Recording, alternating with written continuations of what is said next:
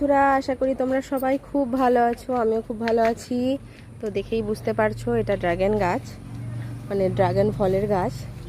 তো তোমাদেরকে তো আগেই দেখিয়েছিলাম যে এখানে হচ্ছে কত ড্রাগন। আর এটা আমাদের গাছটা, যেটা নতুন হয়েছে। দেখো, নতুন হয়েছে, 1 বছরও হয়নি, ফল এসে গেছে।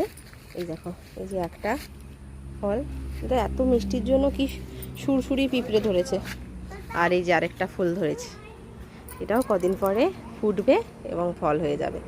তো তোমাদের কার কার বাড়িতে ড্রাগন ফল আছে অবশ্যই জানিও, ঠিক আছে? এই দেখো,